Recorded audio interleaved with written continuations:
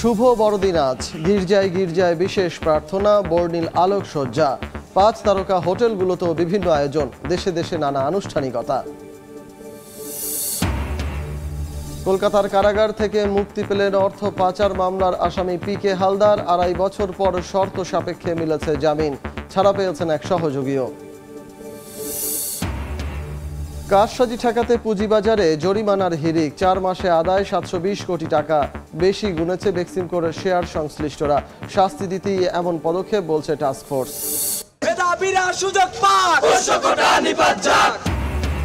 ভর্তি পরীক্ষায় পোষ্য কোটা বাতিলের দাবিতে সরব রাজশাহী বিশ্ববিদ্যালয়। আমরণ অনশন সহ নানা কর্মসূচি পালন, শিক্ষার্থীদের আলোচনা করে সমাধানের আশ্বাস প্রশাসনের।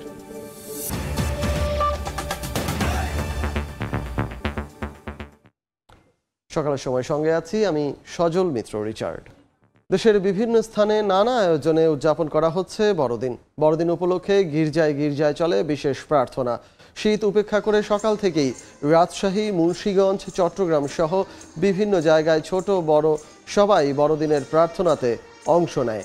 দিনব্যাপী চলবে নানা অনুষ্ঠান। এ উপলক্ষে গির্জাগুলো সাজানো হয়েছে আকর্ষণীয় সাজে।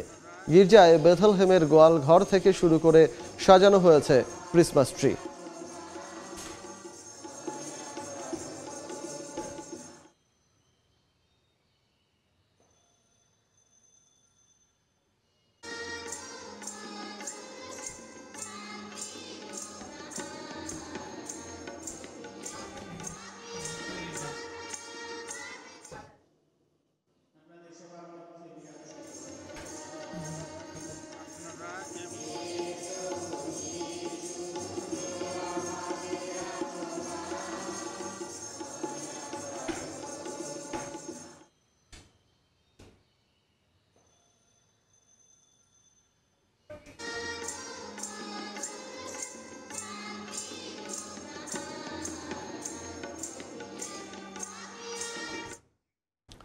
ধর্মীয় আচার ও প্রার্থনার মধ্য দিয়ে চলছে বড়দিনের আনুষ্ঠানিকতা। এ নিয়ে বিস্তারিত জানাতে চট্টগ্রাম নগরীর পাথরঘাটা পবিত্র জপমালা রানী গির্জায় আছেন সহকর্মী ফেরদৌস লিপি। আমরা সরাসরি চলে যাব তার লিপির কাছে। লিপি, সকাল 8:30টার দিকে প্রার্থনার মধ্য দিয়ে আনুষ্ঠানিকতা আজকের দিনের যেটা বড়দিন, শুভ বড়দিন, সেটা শুরু হবে এবং এরই মধ্যে খ্রিস্টান ধর্মাবলম্বীরা তারা কিন্তু এসেছেন, গির্জায় প্রবেশ করেছেন এবং প্রার্থনার যেই আয়োজন সেটাতে অংশ নিতে শুরু করেছেন এবং সব ধরনের প্রস্তুতি কিন্তু সম্পন্ন হয়েছে। তবে বড়দিনের যে আনুষ্ঠানিকতা সেটা আসলে গত রাত থেকেই শুরু হয়েছে। 9টায় বাংলায় এবং 12টায়, রাত 12টায় কিন্তু ইংরেজি যে প্রার্থনা সেটার মধ্য দিয়ে কিন্তু যে গির্জার আনুষ্ঠানিকতা সেটা শুরু হয়েছে এবং আমরা দেখেছি যে যীশু খ্রিস্টের যে জন্ম দৃশ্য সেটা গোয়ালঘরের মধ্য দিয়ে তুলে আনা হয়েছে, পাশে সাজানো হয়েছে যে মানুষের যে আশার প্রতীক ক্রিসমাস ট্রি সেটা সাজানো হয়েছে এবং গির্জায় মূলত যে প্রার্থনা আজকে 8:30টায় শুরু হবে সেটা বাংলায় শুরু হবে এবং তারপর যে আনুষ্ঠানিকতা সেটা এবার কিছুটা সীমিত করা হয়েছে, বিশেষ করে যারা বাইরে থেকে আসবেন তাদের জন্য। তবে গির্জার যে নিরাপত্তা ব্যবস্থা আমরা দেখেছি যে সেনাবাহিনী, র্যাব, পুলিশ সহ আইন শৃঙ্খলার যে বিভিন্ন সংস্থাগুলো আছে তারা কিন্তু ব্যাপক যে নিরাপত্তা ব্যবস্থা সেটা কিন্তু গির্জার বাইরে এবং ভেতরে নেওয়া হয়েছে এবং যারা গির্জায় প্রবেশ করছেন তারা প্রত্যেককে কিন্তু চেক করে পরিচয় নিশ্চিত হয়ে তারপরে কিন্তু গির্জার ভেতরে প্রবেশ করতে দেওয়া হচ্ছে। অর্থাৎ এক ধরনের উৎসব, যে উৎসবটা আসলে নির্বিঘ্নে যেন করতে পারে সেই ব্যবস্থা কিন্তু প্রশাসনের পক্ষ থেকে নেওয়া হয়েছে এবং যে প্রার্থনা, সেই প্রার্থনার মধ্য দিয়ে সৌহার্দ্য, ভ্রাতৃত্ব এবং সম্প্রীতির যে বিশ্ব মানবতা সেই প্রার্থনা করবেন এবং আশা করছেন যে বড়দিনের যে উৎসব সেটা শুধুমাত্র যে খ্রিস্টান সেটা নয়, সেটা সারা বাংলাদেশের মানুষের মধ্যে ছড়িয়ে পড়বে সে প্রত্যাশা কিন্তু যীশু খ্রিস্টের অনুসারীরা করছেন। তবে তারা বলছেন যে গির্জার আনুষ্ঠানিকতার পর তারা কিন্তু প্রতিটি পরিবার তারা কিছু বিশেষ আয়োজন রেখেছে। সেখানে যে ঐতিহ্যবাহী তাদের কেকের যে উৎসব সেটা তো থাকে, তার বাইরে কিন্তু বাঙালি হিসাবে পিঠাপুলির যে আয়োজন তারা করেছে। এর বাইরে খ্রিস্টান পল্লীগুলোতে তারা কিন্তু পাড়াগতভাবে কিংবা যে এলাকাগতভাবেও কিন্তু বিভিন্ন ধরনের তারা উৎসব করে থাকে। সেখানে তারা পরস্পরের যে কুশল বিনিময় সেটা থাকে, একজন আরেকজনের বাসায় যায়, পরিবার সামাজিকতা সেগুলো করে। এর বাইরে আমরা কিন্তু দেখেছি যে নগরীর যে 5 তারকা হোটেলগুলো সেগুলোও কিন্তু বড়দিন উৎসবের যে বিশেষ আয়োজন সেটা রেখেছে। বিশেষ করে যে কিডস পার্টি এবং সান্তা ক্লজের যে আয়োজন সেটা কিন্তু তারা থাকছে, এবং সেই আয়োজনটা কিন্তু সাধারণত বিকেল থেকে শুরু হয়ে রাত পর্যন্ত চলে, এবং প্রায় প্রতিটি হোটেল এবং যে বড় বড় রেস্তোরাঁগুলো রয়েছে তাদের বিশেষ আয়োজন রয়েছে বলে আমরা জানতে পেরেছি। তো কিছুক্ষণের মধ্যে বিশেষ প্রার্থনার মধ্য দিয়ে আজকের দিনে যে আনুষ্ঠানিকতা বড়দিনের সেটা শুরু হবে গির্জায়। তো এই ছিল আমার কাছে চট্টগ্রাম থেকে এখনো পর্যন্ত সর্বশেষ। আমরা চলে যাব খুলনায়, আমাদের সহকর্মী তানজিন আহমেদ আছেন, সেখানকার যে উৎসব সেটা জানাবেন। ধর্মীয় ভাবগাম্ভীর্য, প্রার্থনা, হাসি, আনন্দ, নিরাপত্তা, অনাগত দিনগুলো ভালো কাটার প্রত্যাশা সবকিছু মিলিয়ে খুলনায় উদযাপিত হচ্ছে খ্রিস্ট ধর্মাবলম্বীদের সবচেয়ে বড় ধর্মীয় উৎসব বড়দিন।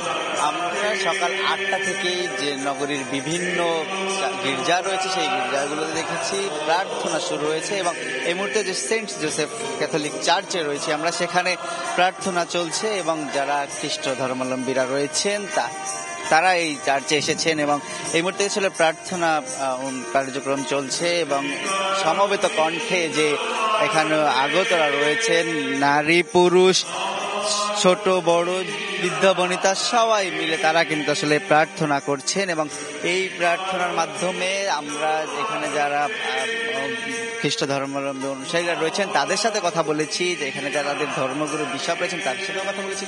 তারা আসলে বলছেন অনাগত দিনগুলো ভালো কাটবে, শান্তিতে কাটবে, সেই প্রত্যাশাই কিন্তু আসলে তারা করছেন। এবং এই প্রার্থনাতে কিন্তু বারবার উঠে আসছে যে, এবং খ্রিস্ট ধর্ম অনুসারে তারা বলছেন সৃষ্টিকর্তাকে ভালোবাসাটা সবচেয়ে বড় মুখ্য, এবং সৃষ্টিকর্তাকে ভালোবাসলে তারা আসলে মানুষকে ভালোবাসবেন, এবং মানুষকে ভালোবাসার সাথে সৃষ্টিকর্তাকে ভালোবাসার সম্পর্ক ওতপ্রোতভাবে জড়িত বলে এখানে যারা রয়েছেন তারা বলছেন। এবং সেই ভালোবাসাকে সঙ্গী করে সত্য ন্যায়ের পথে থেকে অনাগত দিনগুলো ভালো কাটার যে প্রত্যাশা, সেই প্রত্যাশাই তারা করছেন। বিশ্বে সহ বিভিন্ন জায়গায় দেশে দেশে যে যুদ্ধ হানাহানি, সেই হানাহানি বন্ধের পাশাপাশি দেশের মানুষের জন্য তারা প্রার্থনা করছেন। তারা বলছেন নিজেদের সহ সব ধর্মের সব মানুষ মিলে সাম্প্রদায়িক বাংলাদেশের যে স্বপ্ন, সেই স্বপ্ন পূরণের পক্ষে এগিয়ে যাওয়ার জন্য তাদের যে প্রার্থনা, সেই প্রার্থনা সবচেয়ে বেশি গুরুত্ব উঠে এসেছে সেই কথাটিতে। এবং এর ফলে আমরা কিন্তু আসলে দেখেছি নান্দনিকভাবে আসলে সাজানো হয়েছে প্রতিটি গির্জাকে, এবং ক্রিসমাস ট্রি থেকে শুরু করে যে আনুষ্ঠানিকতা রয়েছে, গির্জাগুলো রয়েছে এবং গির্জার প্রাঙ্গণগুলোতে কিন্তু নান্দনিক সাজে সাজানো হয়েছে, আলোকসজ্জা করা হয়েছে, এবং রাতেও কিন্তু আসলে প্রার্থনা ছিল। এর বাইরে একটা কথা বলে রাখতে হয়, গির্জাগুলোতে কিন্তু কঠোর নিরাপত্তা ব্যবস্থা নিশ্চিত করা হয়েছে, এবং পুলিশ, সেনাবাহিনী, নৌবাহিনী সহ বিভিন্ন যারা সদস্য রয়েছেন আইন শৃঙ্খলা, তাদেরকে আমরা নিরাপত্তা নিশ্চিতের দায়িত্বে থাকতে দেখেছি। তো খুলনার গির্জায় সকাল থেকে শুরু হওয়া যে আনুষ্ঠানিকতা শুভ বড়দিনের, আমার কাছে এই ছিল সর্বশেষ। বড়দিন উদযাপনের খবরাখবর জানাচ্ছিলেন সারা দেশ থেকে আমাদের সহকর্মীরা, যেটি জানাতে গিয়ে খুলনার সেন্ট জোসেফ ক্যাথেড্রাল থেকে আমাদের সঙ্গে যুক্ত হয়েছিলেন সহকর্মী তানজিম আহমেদ, এবং তারও আগে চট্টগ্রামের রানী জপমালা গির্জা থেকে যুক্ত হয়েছিলেন সহকর্মী ফেরদৌস লিপি। এদিকে উৎসব উদ্দীপনার মধ্য দিয়ে বিশ্বের বিভিন্ন দেশে উদযাপিত হচ্ছে শুভ বড়দিন। যুদ্ধ বিধ্বস্ত ইউক্রেনীয়দের আশা দ্রুতই বন্ধ হবে রুশ আগ্রাসন, শান্তি ফিরবে কিয়েভের মাটিতে। 2019 সালের ভয়াবহ অগ্নিকাণ্ডের 5.5 বছর পর ফ্রান্সের নটরডেম গির্জায় সমবেত হন যিশু ভক্তরা। খ্রিস্ট ধর্মাবলম্বীদের উপচে পড়া ভিড় দেখা গেছে গ্রিসের রাজধানী এথেন্সেও।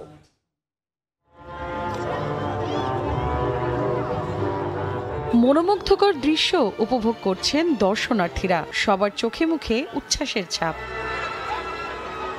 খ্রিস্ট ধর্মাবলম্বীদের সবচেয়ে বড় ধর্মীয় উৎসব বড়দিন উপলক্ষে স্থানীয় সময় মঙ্গলবার গ্রিসের রাজধানী এথেন্সের কাজিয়া স্কোয়ারে জড়ো হন হাজারো দর্শনার্থী ও বাসিন্দারা। ফানুস ওড়ানোর পাশাপাশি ছবি তুলে নিজেদের মতো আনন্দ উদযাপন করেন তারা। এদিন পরিবার পরিজন, বন্ধু, আত্মীয় স্বজনদের জন্য প্রার্থনা করেন আগতরা। শান্তি কামনা করেন যুদ্ধবিধ্বস্ত ইউক্রেনের বাসিন্দাদের জন্য।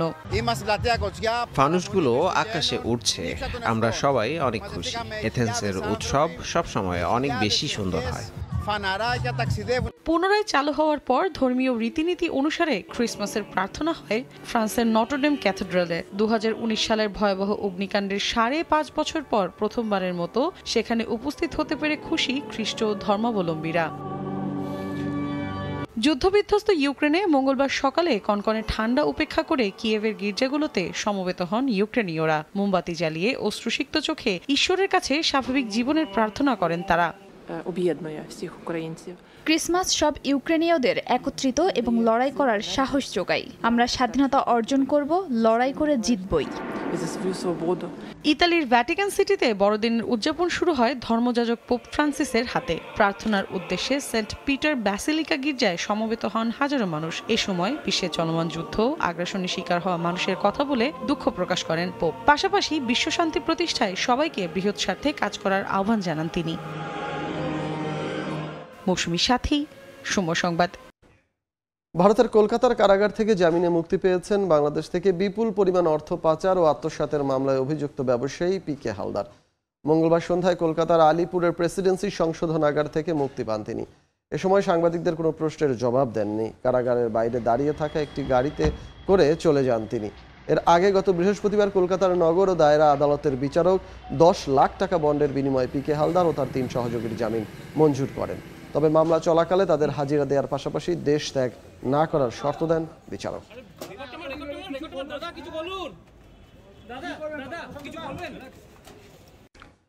ভর্তি পরীক্ষায় পোষ্য কোটা বাতিলের দাবিতে নিয়মিত বিক্ষোভ চলছে রাজশাহী বিশ্ববিদ্যালয়ে। শিক্ষার্থীরা বলছেন, শিক্ষক ও কর্মকর্তাদের ছেলেমেয়েরা কোনোভাবেই পিছিয়ে পড়া জনগোষ্ঠীর অন্তর্ভুক্ত নয়, তাই এ কোটা বাতিল চান তারা। অপরদিকে প্রশাসন জানায়, দুই পক্ষের সঙ্গে আলোচনা করে সমস্যা সমাধানের চেষ্টা চলছে। শাহিন আলমের রিপোর্ট আর ছবি তুলেছেন আব্দুস সালাম। 2 মাস ধরে এক এক দিন এক এক জায়গায় ভিন্ন ভিন্ন আদলে ভর্তি পরীক্ষায় পোষ্য কোটা বাতিলের দাবিতে আন্দোলন করছেন রাজশাহী বিশ্ববিদ্যালয়ের শিক্ষার্থীরা। পোষ্য কোটায় মূলত ক্যাম্পাসে কর্মরত শিক্ষক, কর্মকর্তা ও কর্মচারীদের সন্তানেরা বিশ্ববিদ্যালয়ের ভর্তি পরীক্ষায় বিশেষ সুবিধা পেয়ে থাকেন। তাদের সন্তানেরা কোনোভাবেই পিছিয়ে পড়া জনগোষ্ঠীর অন্তর্ভুক্ত নয়, তাই তারা কোটা পেতে পারেন না। এই দাবিতে সরব শিক্ষার্থীরা। তাই কখনো আমরণ অনশন, আবার কখনো মানববন্ধন, বিক্ষোভ কর্মসূচি পালন করছেন তারা। বিশ্ববিদ্যালয়ের প্রশাসন আমাদেরকে আশ্বস্ত করেছিল এবং অনশন ভাঙিয়েছিল, কিন্তু তারপরে আমরা তেমন উল্লেখযোগ্য তাদের কোনো পদক্ষেপ দেখছি না। যদি তারা কোনোভাবে যুক্তিতর্কে প্রমাণ করতে পারেন যে তারা পিছিয়ে পড়া, অনগ্রসর, সুবিধা বঞ্চিত জনগোষ্ঠী, আমরাও পোষ্য কোটার পক্ষেই, তারা নিক পোষ্য কোটা, আমাদের কোনো আপত্তি নেই। কিন্তু যদি প্রমাণ করতে না পারেন, তাহলে অনতিবিলম্বে এই পোষ্য কোটা বাতিল করা হোক। শিক্ষার্থীদের এমন দাবির প্রেক্ষিতে একাডেমিক কাউন্সিলের সভায় পোষ্য কোটা 4% থেকে 1% কমিয়ে 3% রাখার সিদ্ধান্ত নেয় প্রশাসন। এতেও সন্তুষ্ট হতে পারেননি আন্দোলনকারীরা। শুধুমাত্র যে সমর্থন, ফেসবুকে যে সমর্থন, সেইটুকুই তারা দিচ্ছে। এক্সিকিউটিভ কোনো পাওয়ার তারা এখনো পর্যন্ত দেখাতে পারছে না। তাদের যে সুবিধা সেটি নষ্ট হয়ে যাবে সেই জন্য। বিশ্ববিদ্যালয়ে চাকরি করে, সেটা হোক শিক্ষক, হোক প্রশাসনিক কর্মকর্তা, হোক যে কিছুই, তো তাদেরকে আমি কোনোভাবে অনগ্রসর জনগোষ্ঠী হিসেবে বিবেচনা করতে নারাজ। আমাদের জোর দাবি রাজশাহী বিশ্ববিদ্যালয় থেকে অতি দ্রুত পোষ্য কোটা বাতিল হবে। বিশ্ববিদ্যালয় প্রশাসন বলছে, পোষ্য বিষয়ক একটি কমিটি গঠন করা হয়েছে, আলোচনা করে সমাধানের চেষ্টা চলছে। এটা আমরা বিবেচনার জন্য আমরা প্রক্রিয়া অবলম্বন করেছি। আমাদের একটা কমিটি হয়েছে, আমরা বিভিন্ন পক্ষের সাথে কথাবার্তা বলেছি একাধিকবার। আমরা চাই যে পরস্পরের যুক্তিগুলো বুঝুক এবং সবার বোঝার মধ্যে দিয়ে একটা সুন্দর সমাধান বের হয়ে আসুক। 1953 সালে প্রতিষ্ঠিত হয় দেশের অন্যতম শিক্ষা প্রতিষ্ঠান রাজশাহী বিশ্ববিদ্যালয়। শাহিন আলম, সময় সংবাদ, রাজশাহী।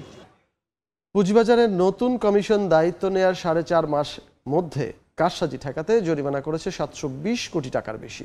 বিনিয়োগকারী ও ব্রোকারেজ হাউস সংশ্লিষ্টরা বলছেন, এভাবে জরিমানা আদায়ে বাজারে বাড়ছে অস্থিরতা। তবে বুঝে শুনেই জরিমানা আদায় করা হচ্ছে এবং আগামীতে এ ব্যাপারে আরও সৃজনশীল পদক্ষেপ নেওয়ার আশ্বাস কমিশন টাস্ক ফোর্স কমিটির। বিস্তারিত মহির মারুফের প্রতিবেদনে। হাসিনা সরকার পতনের পর ১৯ আগস্ট পুঁজিবাজার নিয়ন্ত্রক সংস্থা বিএসইসির দায়িত্ব নেয় রাশেদ মাকসুদ কমিশন। দায়িত্বে এসে কারসাজির দায়ে বিভিন্ন প্রতিষ্ঠান এবং ব্যক্তিকে এখন পর্যন্ত জরিমানা করেছে ৭২০ কোটি টাকারও বেশি। জরিমানার সবচেয়ে বড় অঙ্ক গুনতে হয়েছে বেক্সিমকোর শেয়ার সংশ্লিষ্টদের। গত অক্টোবরে প্রতিষ্ঠানটির শেয়ার কারসাজির দায়ে ৪ ব্যক্তি ও ৫ প্রতিষ্ঠানকে ৪২৮ কোটি ৫২ লাখ টাকা জরিমানা করেছে বিএসইসি। একের পর এক জরিমানায় বাজার হয়ে উঠেছে অস্থিতিশীল, তলানিতে নামছে বিনিয়োগকারীদের আস্থার পারদ। এ অবস্থায় অনেকেই ব্যক্ত করেছেন হতাশা। ভালো ভালো শেয়ার কিনেছি, সেটা যদি লাভই না হয় তাহলে আমার এই বিনিয়োগ করে আমার লাভটা কি হলো? একদিন দুদিন বারবার আবার ৪-৫ দিন ফেলায় আগের সাথে আরও নিচে নিয়ে যাচ্ছে। খারাপ কোম্পানি কি এটাকে রেকটিফাই করার দায়িত্ব কার? রেগুলেটরি বডির। এইটা যদি আমরা সবাই যদি ভালো কোম্পানিতে বিনিয়োগ করি তাহলে রেগুলেটরি বডির প্রয়োজন কি আছে? ব্রোকারেজ হাউসগুলো বলছে দ্রুত সমাধান না হলে দীর্ঘস্থায়ী ক্ষতির সম্মুখীন হবে পুঁজিবাজার। বিনিয়োগকারীরা সারাদিনে তাদের কোনো ফোনই পাচ্ছি না, এবং ভালো ভালো বিনিয়োগকারীরা তারা শেয়ার সেল করে তারা বের হয়ে যাচ্ছে। কারণ তারা এই মার্কেটে যে আস্থা, যে একটা অভাব, সেই আস্থা তারা কখনোই ফিরে পাচ্ছে না। ভালো কোম্পানি কি এই বাজারে নাই? অবশ্যই আছে। তো সে স্কয়ার ফার্মা পারে না কেন? স্কয়ার ফার্মা তো ৩০০ টাকা থাকার কথা, তারা ১১০% ডিভিডেন্ড দিচ্ছে, কিন্তু কই, আমরা তো সেটা দেখতে পাচ্ছি না। তবে পুঁজিবাজার সংস্কারে গঠিত টাস্কফোর্সের এ সদস্য বলেন, কোনো প্রতিষ্ঠানকে উদ্দেশ্যমূলকভাবে নয়, দোষীদের শাস্তি দিতেই বাড়ানো হয়েছে জরিমানা। সিকিউরিটি এক্সচেঞ্জ কমিশনে আমরা দেখি যে বড় বড় ফাইন হচ্ছে এখন, গত কয়েক মাস ধরে দেখছি। তাহলে তাই যদি হয়ে থাকে, এর আগের যে কমিশন ছিল সেখানে তো এইগুলো তো যে রায়গুলো এখন হচ্ছে, বড় বড় দেখছি পানিশমেন্টের ব্যাপার আসছে, এগুলো সবগুলো কিন্তু হয়েছে আগের যে কমিশন বা তার আগের কমিশন, সেই সময়কার ঘটনাগুলো। তাই তখন সেখানে পানিশমেন্ট দেওয়া হয় নাই কেন? আনুপাতিক হারে যারা কিনা সিদ্ধান্তের সাথে জড়িত, সেই স্পন্সর ডিরেক্টর যারা, তাদের ক্ষেত্রে হয়তো আনুপাতিক হারে শাস্তির ব্যাপারটা চিন্তা করতে হবে, সাধারণ শেয়ারহোল্ডাররা যেন ক্ষতিগ্রস্ত না হয়। সেটা মাথায় রেখে হয়তো আমাদের কোনো একটা সৃজনশীল উপায়তে এই শাস্তির ব্যাপারটা প্যাক করতে হবে। এদিকে মাত্রা অতিরিক্ত জরিমানার কারণে সাধারণ বিনিয়োগকারীরা যেন ক্ষতির সম্মুখীন না হন, সেদিকে নজর দেওয়ার পরামর্শ বিশ্লেষকদের। মহির মারুফ, সময় সংবাদ, ঢাকা। ধান চালের জেলা হিসেবে পরিচিত নওগাঁয় নানা সংকটে বন্ধ হয়ে গেছে ছোট বড় প্রায় ১,০০০ মিল চাতাল। কয়েকশো কোটি টাকা দেনা নিয়ে ব্যবসায়ীরা অনেকেই এখন আত্মগোপনে। এদিকে এসব মিল মালিকদের কাছে পাওনা টাকার দাবিতে আন্দোলনে নেমেছেন চাষি ও ব্যবসায়ীরা। আত্মগোপনে থাকা মিল মালিকদের আইনের আওতায় আনার আশ্বাস জেলা প্রশাসনের। MR রকির রিপোর্ট আর ছবি তুলেছেন রকিবুল ইসলাম। বছরে প্রায় ২৬ লাখ মেট্রিক টন ধান উৎপাদন হয় নওগাঁয়। বিস্তীর্ণ সবুজে মোড়ানো এসব ধান মাঠ থেকে আসে হাটে। হাটের দরদামে পাইকার কেনার পর ধান থেকে চাল বের করতে নেওয়া হয় মিল চাতালে। স্থানীয় চাহিদা মিটিয়ে উৎপাদিত চাল যায় দেশের বিভিন্ন প্রান্তে। কৃষিপ্রধান এ জেলার অর্থ বাণিজ্য হয়ে ওঠে ধান চাল কেন্দ্রিক। আর এই ধান চালকে কেন্দ্র করে গড়ে তোলা হয় প্রায় ১২০০র মতো ধানের চাতাল। ব্যবসায়ীরা বলছেন, বিগত সরকারের সময় নেওয়া নানা পদক্ষেপে একের পর এক বন্ধ হতে থাকা এসব মিল চাতাল বর্তমানে ঠেকেছে ২০০-তে। বেশিরভাগ মিল চাতাল বন্ধ হয়ে যাওয়ার কারণে অনেক ব্যবসায়ী দেনার দায়ে গিয়েছেন আত্মগোপনে। প্রান্তিক চাষি ও ব্যবসায়ীদের কাছ থেকে ধান নেওয়ার পর মিল চাতাল বন্ধ করে টাকা না দিয়ে অনেকে গা ঢাকা দিয়েছেন। আর পাওনা টাকা উদ্ধারে চাষি ও ব্যবসায়ীরা সভা সমাবেশ সহ নানা কর্মসূচি পালন করে ধর্ণা দিচ্ছে প্রশাসনের বিভিন্ন দপ্তরে। এই টাকাটা উনি দীর্ঘদিন ধরে দিচ্ছে না। আমাদের ১০-১৫ জন মারা গেছে। ইভেন্ট আমার বাবা স্ট্রোক করে মারা গেছে। এখনো পর্যন্ত ১২ লক্ষ টাকা আমার পাওনা আছে। কিসে তোমাদের টাকা পাবা বলে ঢালাওভাবে পিটাতে লাগলো। প্রশাসনের কাছে তো আমরা দীর্ঘদিন যাবতই ঘুরতেছি, প্রায় ১ বছর যাবত আমরা প্রশাসনের কাছে, কিন্তু আমাদের কোনো লাভ হচ্ছে না। আত্মগোপনে থাকা মিল মালিকদের আইনের আওতায় আনার আশ্বাস জেলা প্রশাসনের। ব্যবসায়ী নেতারা বলছেন, ক্ষতিগ্রস্ত চাষি ও ব্যবসায়ীদের পাওনা শত কোটি টাকা উদ্ধারে চেষ্টা করছেন তারাও। তাদের সমস্ত প্রতিষ্ঠান রয়েছে, সেই প্রতিষ্ঠানগুলোর অস্তিত্ব আছে কিনা, সেগুলো ফাংশনিং আছে কিনা, সেগুলো যদি ফাংশনিং থাকে সেগুলোকে আটকায় রেখে আমরা টাকা ফেরত দেওয়ার হয়তো বা বন্দোবস্ত করতে পারবো না, কিন্তু একটা উদ্যোগ নিতে পারবো।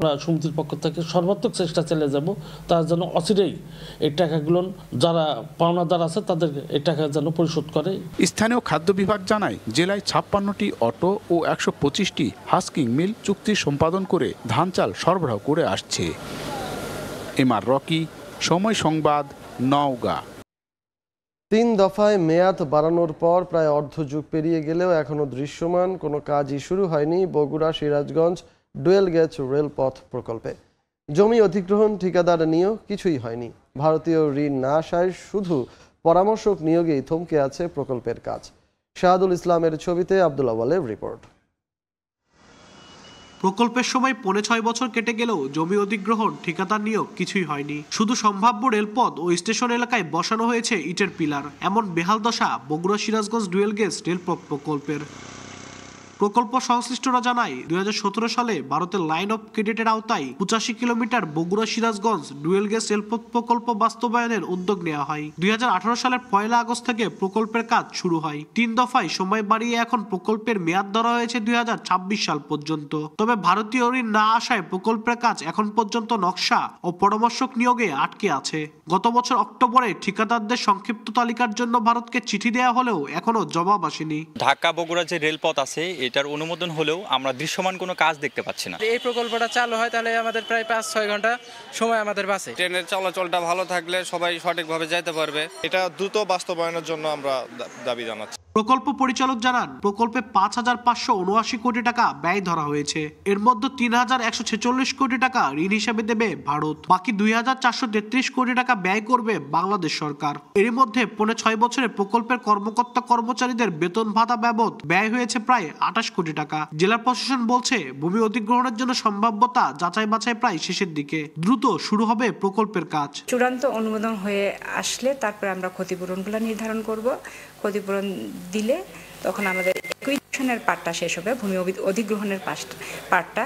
তারপরে আমাদের যে প্রজেক্টের কাজটি সেটি হচ্ছে রেলপথ মন্ত্রণালয়ের এই প্রজেক্টটা, সেখানে আলাদা একটা প্রকল্প আছে, তারা সেই কাজটি বাস্তবায়ন করবে। বগুড়া ও সিরাজগঞ্জের দূরত্ব মাত্র ৭২ কিলোমিটার হলেও জেলা দুটির মধ্যে সরাসরি রেলপথ নেই। এ কারণে ঢাকা থেকে বগুড়া যেতে ১১২ কিলোমিটার পথ বেশি ঘুরতে হয়। প্রকল্পটি বাস্তবায়ন হলে রাজধানীর সঙ্গে দূরত্ব কমবে ১১২ কিলোমিটার ও সময় বাঁচবে প্রায় ৪ ঘন্টা।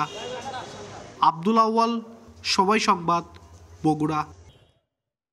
পাবনায় একের পর এক গড়ে উঠছে পাটকাঠি পুড়িয়ে কার্বন তৈরির কারখানা। গ্রামের মধ্যে এসব কারখানা হওয়ায় স্বাস্থ্য ঝুঁকিতে স্থানীয়রা। কারখানার বিষাক্ত ধোঁয়ার প্রভাব পড়েছে কৃষি খাতেও। এসব কারখানা বন্ধে ব্যবস্থা নেয়ার আশ্বাস পরিবেশ অধিদপ্তরের। আসিফ মাহমুদের ছবিতে সবুজ মোল্লার রিপোর্ট। প্রথমে বিভিন্ন জায়গা থেকে পাটশোলা কিনে দিনের বেলায় কারখানায় নিয়ে আসা হয়। সন্ধ্যা নামলেই শুরু হয় পাটশোলা পুড়িয়ে কার্বন তৈরির কর্মযজ্ঞ। কারখানার চুল্লিগুলো ছোট হওয়ার কারণে ১০ থেকে ১৫ মিনিটের মধ্যেই কার্বনের বিষাক্ত কালো ধোঁয়া গ্রামের মধ্যে ছড়িয়ে পড়ে। এতে স্বাস্থ্য ঝুঁকিতে শিশু সহ সব বয়সী মানুষ। ক্ষতিগ্রস্ত হচ্ছে কৃষিও। পাবনা সদর, আটঘরিয়া ও বেড়া উপজেলার এসব কারখানার নেই কোনো সরকারি অনুমোদন। প্রশাসনের কয়েক স্তরের কর্মকর্তাদের ম্যানেজ করে চলে কার্যক্রম। কেউ বাধা দিতে গেলে হয়রানি করা হয় বিভিন্নভাবে। দ্রুত এসব কারখানা বন্ধে প্রশাসনের হস্তক্ষেপ কামনা করেছেন স্থানীয়রা। জমিতে ফসলাদি নাই, এই যে নারিকেলের গাছগুলো মানে নষ্ট হয়ে যাচ্ছে, শ্বাস প্রশ্বাসের সমস্যা, এইসব গুলোতে এলাকা মানুষ চরমভাবে অসুস্থ হয়ে পড়ছে। ঘরে যা থাকা যায় না, যে কোনো কিছু কইতে গেলে আবার উল্টে দেওয়া করবে, এই জন্য আর কি ওদের সাথে পারা যাচ্ছে না। কার্বন তৈরির এসব কারখানার ধোঁয়া স্বাস্থ্যের জন্য ক্ষতিকর বলছেন বিশেষজ্ঞ চিকিৎসক। দ্রুত এগুলো বন্ধে পদক্ষেপ নেওয়ার আশ্বাস পরিবেশ অধিদপ্তরের। কয়লা পোড়ানোর জন্য যে ছাই করা হচ্ছে এটা পরিবেশের উপরে আসলে মারাত্মক ক্ষতি ফেলে। মানবদের জন্য আসলে স্বল্পমেয়াদী এবং দীর্ঘমেয়াদী দুইভাবেই ফুসফুস এবং আরও বিভিন্ন ধরনের ক্ষতি করতে পারে। বায়ু দূষণ নিয়ন্ত্রণ বিধিমালা আছে, এখানে সুস্পষ্টভাবে মোবাইল কোড করার সুযোগ আছে। আমরা যথাযথ আইনি ব্যবস্থা গ্রহণ করব। জেলায় মোট 5টি কার্বন তৈরির কারখানা রয়েছে, তবে একটিরও নেই পরিবেশ ছাড়পত্র। সবুজ মোল্লা, সময় সংবাদ, পাবনা। ৫ আগস্টের পরিবর্তিত পরিস্থিতির পর নাটোর জেলার 52টি ইউনিয়নের গ্রাম আদালতে স্থবিরতা এসেছে। 14টি ইউনিয়নে গ্রাম আদালত এখনো চালু হয়নি। এতে দুর্ভোগ পাচ্ছেন ভুক্তভোগীরা। ছোট ঘটনাগুলোর বিচার কাজ সহজ করতে সবগুলো গ্রাম আদালত সচল করার আহ্বান জজ কোর্টের পিপির। আর স্থানীয় সরকার বিভাগের উপপরিচালক বললেন দ্রুত কাটবে স্থবিরতা। আল মামুনের পাঠানো তথ্য, রকুনুজ্জামানের ছবিতে প্রতিবেদন। নাটোর জেলার 7টি উপজেলার 52টি ইউনিয়ন পরিষদের গ্রাম আদালত সচল থাকলেও গত 5 আগস্টের পর এসেছে স্থবিরতা। এখনো চালু হয়নি 14টি ইউনিয়নে গ্রাম আদালত। চলতি বছরের ফেব্রুয়ারি থেকে জুলাই মাস পর্যন্ত 52টি ইউনিয়ন পরিষদের গ্রাম আদালতে 650টি সরাসরি অভিযোগ দায়ের করা হয়, যার মধ্যে বিচারিক আদালত থেকে 97টি মামলা নিষ্পত্তির জন্য পাঠানো হয়। আর আগস্ট থেকে নভেম্বর পর্যন্ত সরাসরি অভিযোগ দায়ের হয় 302টি এবং বিচারিক আদালতে পাঠানো হয় 111টি মামলা। তবে 5 আগস্টের পর গ্রাম আদালত বন্ধ থাকায় ইউনিয়ন পরিষদের দেয়া কোনো অভিযোগে নিষ্পত্তি হয়নি, এতে দুর্ভোগে স্থানীয়রা। সমস্যাগুলো সমাধান করা এখন আর হচ্ছে না, যেহেতু চেয়ারম্যান নাই, মেম্বার নাই। গ্রাম আদালত আবার পুনরায় চালু করা হোক। গ্রাম আদালতে মামলা দায়ের হচ্ছে না বলে চলে। উচ্চ আদালত থেকে 2টি মামলা পেয়েছি, যে মামলার বিষয়ে প্যানেল বা অন্য মেম্বার দ্বারা আমরা এটাকে প্রতিবেদন বা মীমাংসার চেষ্টা করতেছি।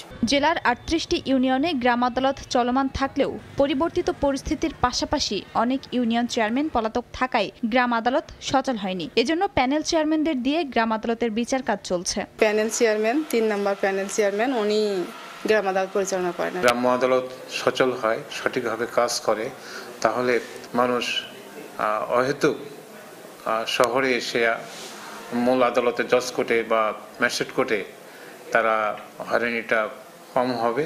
বন্ধ থাকা গ্রাম আদালতগুলো দ্রুত সচল ও সেখানে মানসম্মত বিচার ব্যবস্থা নিশ্চিত করতে প্রয়োজনীয় উদ্যোগ নেওয়ার কথা জানালেন স্থানীয় সরকার বিভাগের কর্মকর্তা। গ্রাম আদালতে মামলার সংখ্যা, গুণগত মান, নিষ্পত্তির হার এটি আমরা বৃদ্ধি করতে চাই। এটি নিয়ে যেন সাধারণ মানুষ, বিচার প্রার্থী মানুষ, তাদের যেন অভিযোগ না থাকে। 5 আগস্টের পর থেকে এখন পর্যন্ত নাটোরের 13 জন ইউনিয়ন পরিষদ চেয়ারম্যান পলাতক রয়েছেন। সময় সংবাদ, নাটোর। আগামী বছর কঠোর হতে পারে ফ্রান্সের অভিবাসন আইন। অবৈধভাবে বসবাসকারীদের ধরপাকড়, বেকার ভাতা প্রদানের ক্ষেত্রে বিধিনিষেধ, গণপরিবহনের ভাড়া বৃদ্ধি সহ হতে পারে নানা নিয়মের পরিবর্তন। তবে অভিবাসন বিরোধী আইন প্রণয়ন হলে সেটির বিরুদ্ধে আন্দোলনের কথা জানিয়েছেন বিভিন্ন মানবাধিকার সংগঠনের নেতারা। প্যারিস থেকে আরো জানাচ্ছেন মোহাম্মদ লুৎফুর রহমান বাবু। ফ্রান্সে প্রতিবার নতুন বছরে বেশ কিছু পরিবর্তন আনা হয়। এবার অভিবাসন আইন সহ অনেক বিষয়ে পরিবর্তন আনা হতে পারে বলে জানিয়েছেন অভিবাসীদের নিয়ে কাজ করা সংগঠনের নেতারা। এর মধ্যে রয়েছে গণপরিবহনের ভাড়া বৃদ্ধি, বেকার ভাতা সহ অন্যান্য বিষয়ও। এখানে যানবাহনের যে টিকিটটা রয়েছে, প্রতি মাসে আগে দিতে হতো 82 ইউরো, এখন আরও বেশি দিতে হবে 2025 সালেতে। রিটায়ার্ডের ক্ষেত্রে রিফর্মটা যেটা রয়েছে পুনরায়, যেটা কিনা 64 বছর করার কথা ছিল, ইতিমধ্যে পাশ করে নিয়েছিল, এখন কিন্তু ওইটা নিয়ে আবার পুনরায় পার্লামেন্টে ভোট হবে। অভিবাসীদের জন্য যদি কিনা এই ভুল হতায়ও আসে, তাহলে দেখা যাচ্ছে যে নেগেটিভের দিকটা একটু বেশি দেখা যাচ্ছে। দেশটিতে বিপুল সংখ্যক অবৈধ অভিবাসী বসবাস করেন, যাদের মধ্যে উল্লেখযোগ্য সংখ্যক বাংলাদেশি। আর এই অভিবাসন প্রত্যাশীদের আগামী বছর থেকে অপরাধী হিসাবে গণ্য করা হতে পারে বলে শঙ্কা তৈরি হয়েছে। আমাদের ম্যাক্সিমামের কিন্তু কাগজ বলেন বা সম্পাপি, আমাদের ম্যাক্সিমামে আমাদের কাগজ নেই। সো হ্যাঁ, ওইটা আমাদের খুবই খারাপ একটা প্রভাব পড়বে আমাদের অভিবাসীদের জন্য। ফ্রান্সে অভিবাসীদের অধিকার নিয়ে কাজ করা সংগঠনের পাশাপাশি অনেক মানবাধিকার সংস্থাও রয়েছে। এতে অভিবাসন বিরোধী যে কোনো আইন প্রণয়ন হলেও শেষ পর্যন্ত তা বাস্তবায়ন করা সরকারের জন্য অনেক কঠিন হয়ে পড়ে। এবারও নতুন বছরে বিভিন্ন পরিবর্তনের যে গুঞ্জন উঠেছে, তা বাস্তবায়ন করা সরকারের জন্য কঠিন হবে বলে মত সংশ্লিষ্টদের। লুৎফুর রহমান বাবু, সময় সংবাদ, ফ্রান্স। অনুশীলন কবে জানা নেই, কাদের সঙ্গে খেলবেন সেটাও নিশ্চিত নয়। বিপিএলের দিন 5 আগেও এমন অনিশ্চয়তায় দিন কাটছে ক্রিকেটারদের। ঘরোয়া ক্রিকেটের সবচেয়ে বড় উৎসবকে ঘিরে ফ্রাঞ্চাইজিগুলোর এমন উদাসীনতায় মাঠের ক্রিকেটে বেশি প্রত্যাশার সুযোগ নেই। বিস্তারিত সাব্বির মিথুনের প্রতিবেদনে, আর ক্যামেরায় ছিলেন দিগেন সিংহ। ক্রিকেট ভক্ত হয়ে থাকলে বিপিএল নিয়ে টুকটাক খোঁজ রাখাটা স্বাভাবিক। পছন্দের দল মাতাবেন কোন বিদেশি, প্রস্তুতি বা কবে নাগাদ শুরু, টুর্নামেন্টের 5 দিন আগে সে তথ্যটাও মাথায় থাকার কথা। তবে 11তম আসরের আগে এসবের কিছুই জানেন না ভক্তরা। অবশ্য তাদেরই বা দোষ কি? বিপিএল এর প্রস্তুতি শুরুর খবর নেই খোদ ক্রিকেটারদের কাছে। ফ্রাঞ্চাইজি মালিকের পরিকল্পনা জানা নেই। 1.5 মাসের ক্রিকেটীয় দ্বৈরথে কারাই বা হবেন সতীর্থ। টিমটার যে গ্রুপ, এটাই রেডি হয় না, মেবি আজকে কালকের ভিতরে হয়ে যাবে।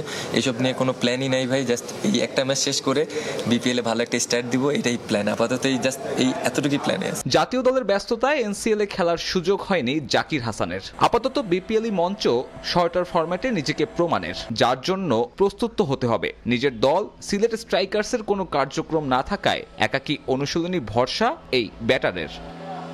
জাকিরের মতো এবাদত খালেদরাও নিজ শহর সিলেটে অনুশীলন চালিয়ে যাচ্ছেন। কেউ ঢাকা, কেউ বা অপেক্ষায় টিম প্র্যাকটিস শুরুর। এদের কেউই জানেন না টুর্নামেন্টে দলের লক্ষ্য বা কৌশল কি, বিদেশি কারা আসবেন সেই খবরটাও নেই। আমাদের প্র্যাকটিস স্টার্ট হচ্ছে 27 তারিখ থেকে, এখনও কোন সময়টা প্র্যাকটিস ওইটা নির্ধারণ হয়নি, বাট 27 তারিখ ফাইনাল হয়েছে। অলরেডি আমি কোচের সাথে কাজ করছি, তো আমি ওইটার জন্য প্রিপেয়ার্ড হচ্ছি। একটা ফ্র্যাঞ্চাইজি টুর্নামেন্টের আগে এমন অবস্থা নজিরবিহীন। অন্তত দেশের ক্রিকেটের প্রেক্ষাপটে বিপিএল এর যে গুরুত্ব, তাতে টুর্নামেন্টকে ঘিরে এমন উদাসীনতায় মাঠের ক্রিকেট নিয়ে প্রত্যাশা কমছে ক্রিকেট প্রেমীদের। সাব্বির মিথুন, সময় সংবাদ, সিলেট। ক্রীড়া অবকাঠামোতে পিছিয়ে থাকা উত্তরবঙ্গে এবার গুরুত্ব দিচ্ছে বর্তমান সরকার। উত্তরবঙ্গে একটি আন্তর্জাতিক মানের ক্রিকেটের স্টেডিয়াম নির্মাণ করা হবে বলে জানিয়েছেন যুব ও ক্রীড়া উপদেষ্টা আসিফ মাহমুদ সজীব ভূঁইয়া।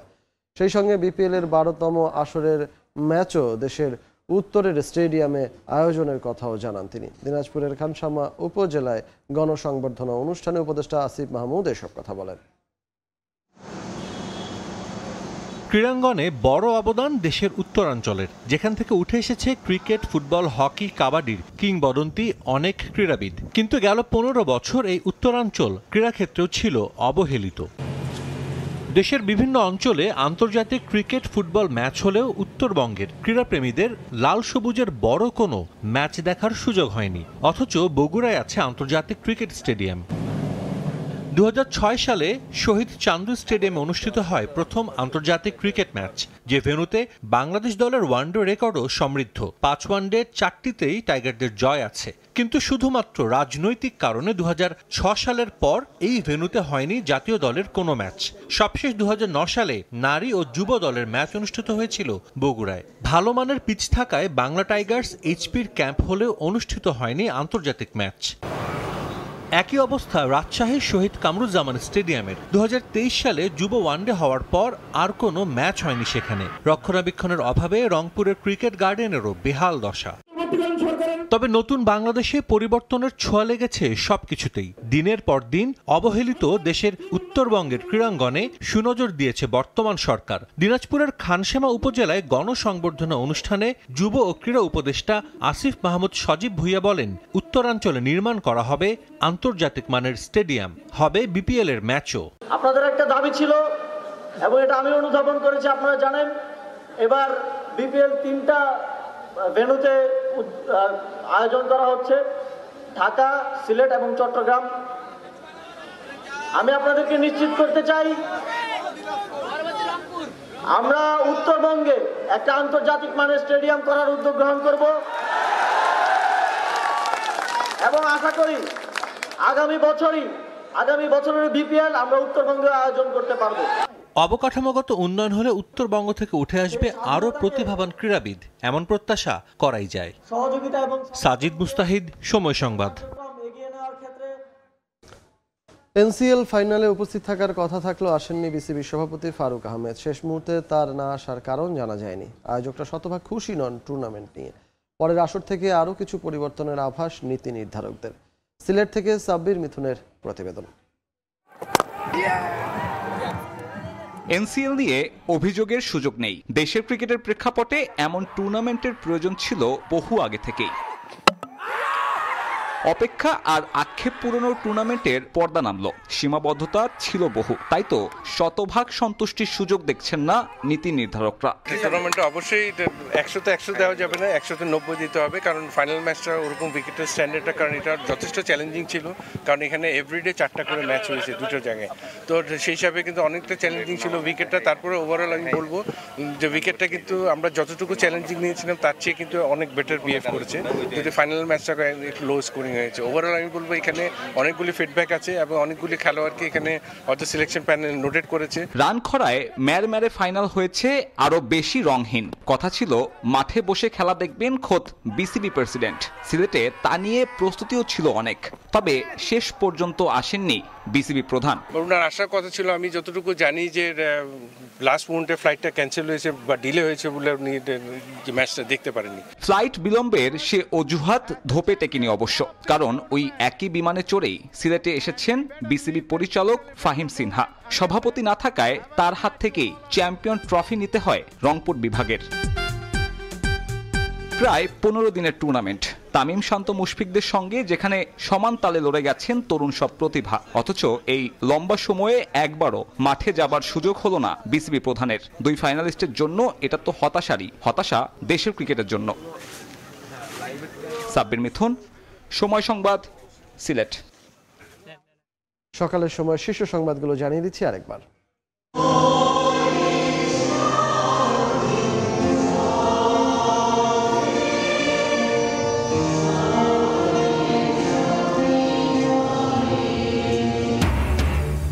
শুভ বড়দিন আজ। দেশ ও বিশ্বের শান্তি কামনায় গির্জায় গির্জায় বিশেষ প্রার্থনা, বর্ণিল আলোকসজ্জা, 5 তারকা হোটেলগুলোতেও বিভিন্ন আয়োজন। কলকাতার কারাগার থেকে মুক্তি পেলেন অর্থ পাচার মামলার আসামি পিকে হালদার। 2.5 বছর পর শর্ত সাপেক্ষে মিলেছে জামিন, ছাড়া পেয়েছেন এক সহযোগীও। এবং কারসাজি ঠেকাতে পুঁজিবাজারে জরিমানার হিড়িক, 4 মাসে আদায় 720 কোটি টাকা। বেশি গুনেছে বেক্সিমকোর শেয়ার সংশ্লিষ্টরা, শাস্তি দিতেই এমন পদক্ষেপ বলছে টাস্ক ফোর্স।